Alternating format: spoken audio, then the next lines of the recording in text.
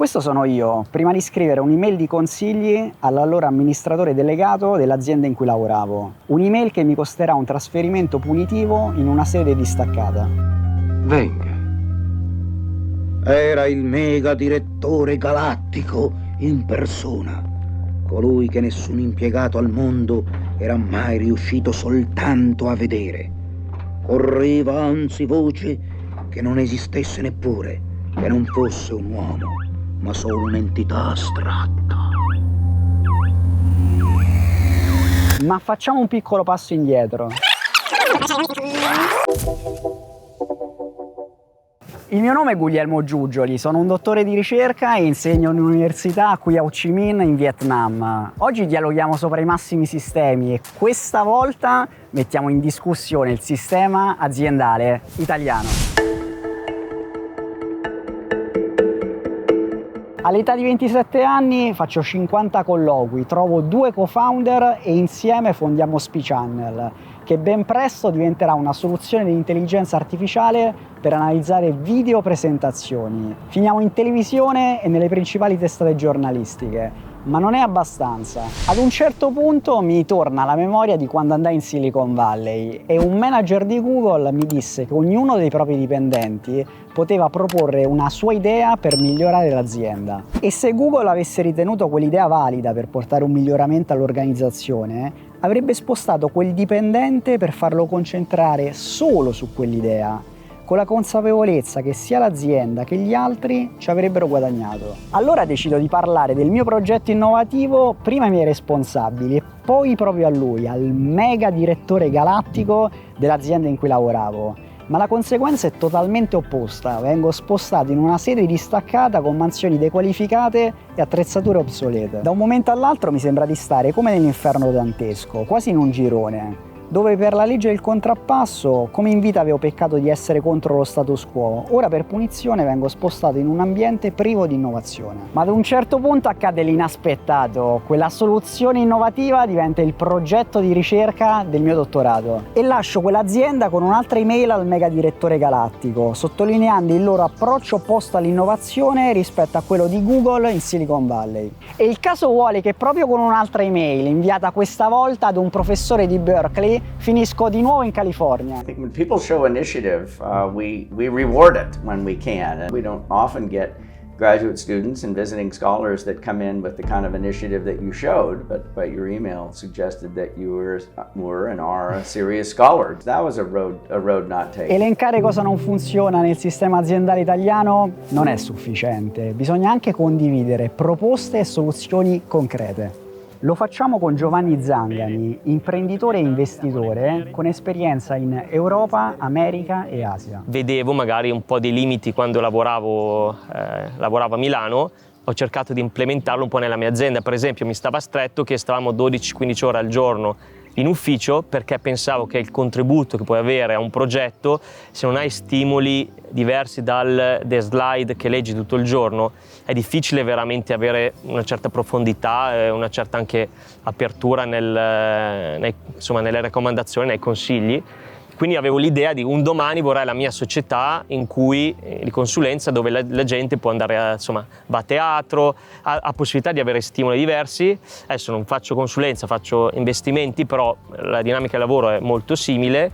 Il mio team ogni tanto lo porta a teatro, li porta ad avere esposizione a culture, a modi di fare diversi che secondo me arricchiscono e rendono la qualità del valore migliore. Che è un po' quello che ci insegna la storia con il buon Adriano Olivetti e quella sua mentalità di forgiare il talento nei suoi dipendenti. Certo, assolutamente, e questo secondo me è una scommessa perché parliamo di aziende, parliamo di sistema, ma alla fine sistema e aziende sono fatte da persone.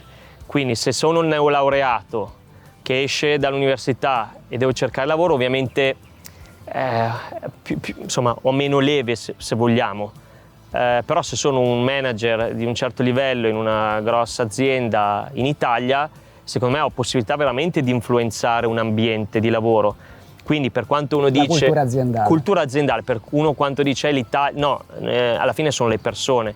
Quindi io rilancerei a queste persone, anche con cui ho avuto a che fare in passato, di rischiare di più, perché rischiare sui dipendenti sembra che nel momento dici poi li perdo, però alla fine, a lungo andare, se uno veramente ha a cuore lo sviluppo delle persone e il loro successo, il loro sviluppo, la loro realizzazione, in fondo in realtà poi le persone lo sanno e si crea qualcosa. Non necessariamente stanno con te tutto l'arco della loro vita lavorativa, ma non vuol dire che poi ritorna con gli interessi, sempre per me, sia nella soddisfazione del lavoro, perché quando lavori con persone con cui credi quella fiducia, io ho ancora persone che da 15 anni con cui ho lavorato solo per il modo di lavorare insieme, perché capivo che non ero strumento a loro, ma che tenevano veramente a me come crescita, eccetera, che se mi chiamano domani, hanno bisogno di qualcosa, io sono pronto,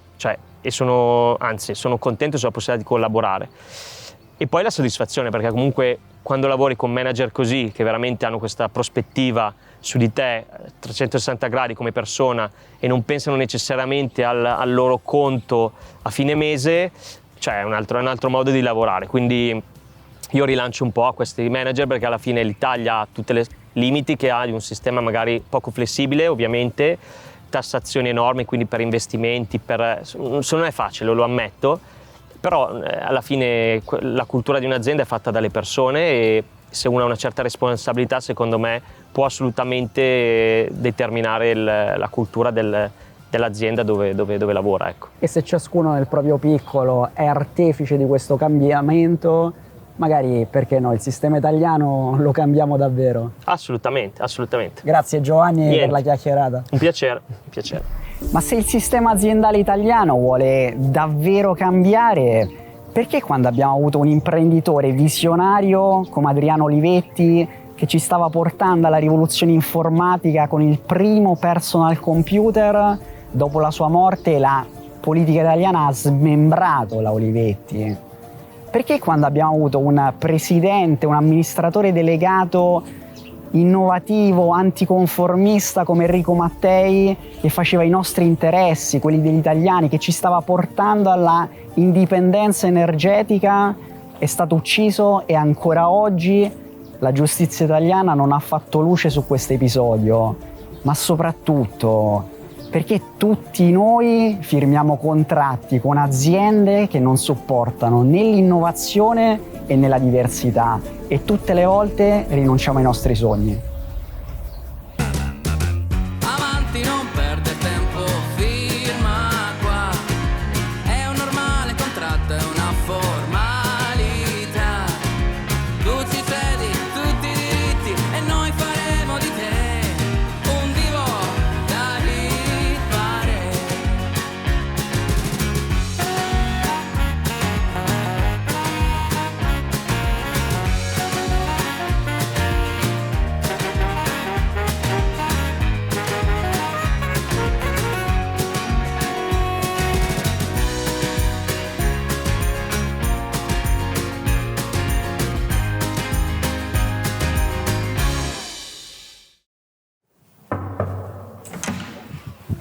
Thầy ơi, em có một ý kiến táo bạo. Nào, Gucci.